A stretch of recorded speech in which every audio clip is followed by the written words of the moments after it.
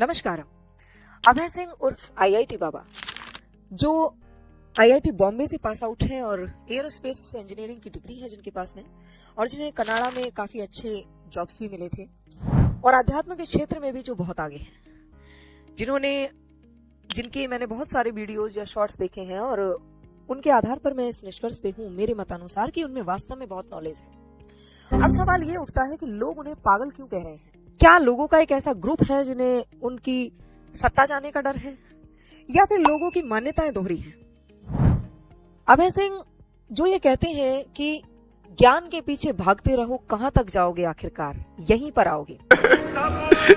ज्ञान के पीछे चलते जाओ, कहां जाओगे, यहीं पे आओगे। और अभय सिंह जब ये कहते हैं कि कितने ही आपके जन्म हो चुके हैं, और मैं माता पिता, कौन से माता पिता, मैं हालांकि ये नहीं कह रही हूँ कि आपको अपने माता पिता का प्रतिकार करना चाहिए या आपको अपने किसी भी सगे संबंधी का प्रतिकार करना चाहिए।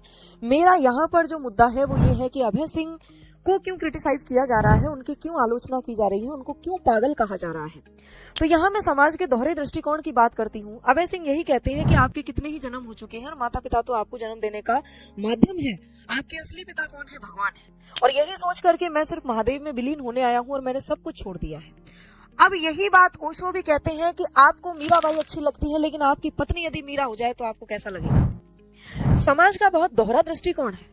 जो आदमी सत्य को पहचान जाता है, जैसे गौतम बुद्ध की बात कर लूं, या ओशो की बात कर लूं, या आईआईटीएन बाबा की बात कर लूं, सभी का एक ही मत है, सभी की एक ही विचारधारा है। मैं जिस निष्कर्ष पे हूँ उसके अनुसार कि समाज के संपूर्ण रिश्ते स्वार्थपूर्ण हैं, चाहे वो कोई से भी संबंध आप उठाकर देख लीजिए, खासकर आपके ब्लड रिलेशन से ज्यादा, और खासकर समाज ने आपको जिन रिश्तों में बांध दिया है उनसे ज्यादा स्वार्थी तो आपको कोई मिल ही नहीं सकता। सड़क पर आपसे टकराने वाला आदमी भी आपकी मदद करेगा, लेकिन वो लोग आपकी मदद करने को तैयार नहीं होंगे जल्दी से, यदि आपका उनसे आपका कोई स्वार्थ ना जुड़ा हो।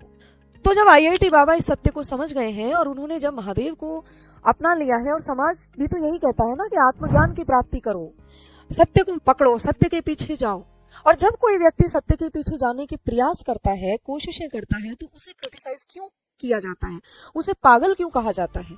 मीराबाई ने भी सत्य के पीछे जाने का प्रयास किया, यानी कृष्ण भक्ति में वो पड़ी, तो आपको पता है राणा जी ने उनके लिए विष भेज दिया। नरसिंह जी जब सत्य के पीछे गए, उन्होंने भगवान कृष्ण की भक्ति की, तो आप देखेंगे कि किस तरह से जो नानी बाई की परिवार वालों ने उनके साथ क्या किया। तो इस समाज का बहुत दोहरा दृष्टिकोण है, अद्भुत है हमारी सोसाइटी। अगर कोई व्यक्ति सत्य के पीछे जाता है, सत्य का अनुकरण करता है, तो हम पाखंड में सत्य का अनुगमन कर सकते हैं, तर्क में नहीं, वस्तुतः नहीं, व्यवहार से नहीं। हम कितनी भी बातें करें, हम कितना भी पाखंड कर लें, लेकिन हम बाहर से केवल दिखाएं, समाज ये चाहता है। आप बाहर से बदल जाइए, तमाम तरह के तामझाम कर लीजिए, तमाम तरह की घंटियां बजाइए, तमाम तरह के सिर झुकाइए, तमाम तरह की मोमबत्तियां जलाइए, लेकिन यदि आप आंतरिक रूप से बदल रहे हैं तो हमारी इसी सोसाइटी को प्रॉब्लम हो जाती है इस बात से। और जो व्यक्ति व्यवहारिक रूप में अनुभूति के स्तर पर जा रहा है, जो सचमुच में ये कह रहा है कि मुझे किसी से कोई लेना देना नहीं, मैं सत्य की खोज में हूँ, उस व्यक्ति को यहाँ इस सोसाइटी के अंदर पागल करार दिया जाता है, उसको क्रिटिसाइज किया जाता है। गौतम बुद्ध ने भी यही किया, हालांकि बाद में उन्होंने अपने पुत्र राहुल को शिक्षा दी, दीक्षा दी, उन्होंने अपनी पत्नी को भी और अपनी माता गौतमी, विमाता जो उनकी गौतमी थी, उन्हें भी संघ में शामिल किया। लेकिन जब उन्होंने सत्य की खोज करना शुरू की और वो स्वार्थपरक रिश्तों से दूर गए, भौतिकतावाद से दूर गए, तो लोगों ने पत्थर फेंके उन पर। तो यही हमारे समाज का दोहरापन है। कई लोग ये भी कहते हैं कि वो नशा करते हैं। मैं आपसे कहती हूँ कि मैं नशे के खिलाफ हूँ, नशे के विरोध में हूँ, नशे के समर्थन में नहीं। लेकिन मैं आपसे कहती हूँ कि हम गंगा में जब स्नान करने जाते हैं तो वहां गंदगी भी है।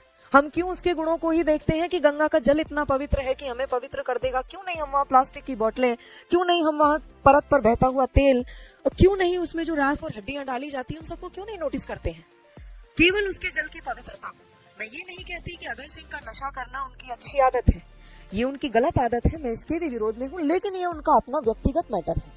हमें केवल वहां से, समुद्र में हम जाते हैं तो हमें सीपी और मोती चुनने चाहिए, ना कि हम वहां से जो कैचुलियां छोड़ दी हैं, जो सीपियों के शरीर टूट करके जो गंदगियां इकट्ठी हो गई है उसे हमें भर के लाना चाहिए, बल्कि वहां से मोती चुनने चाहिए। तो मेरे मतानुसार उनमें जो अच्छाइयां हैं उन्हें ग्रहण करना चाहिए। बाकी वो खुद इतने ज्ञानी हैं, वो खुद इतना समझते हैं कि उन्हें क्या करना चाहिए।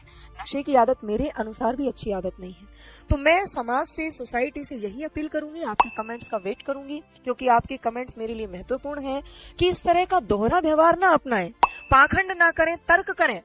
आप ऊपर से चाहे कोई ढोंग करे, कोई पाखंड करे या ना करे, लेकिन अंदर से सत्य का अनुगमन करें। वास्तव में सब कुछ स्वार्थपूर्ण है, और यदि कोई ये बात कह रहा है तो उसे पागल घोषित करने की बजाय ज्ञानी की उपमा दें। इस दोहरे व्यवहार से बचें। धन्यवाद।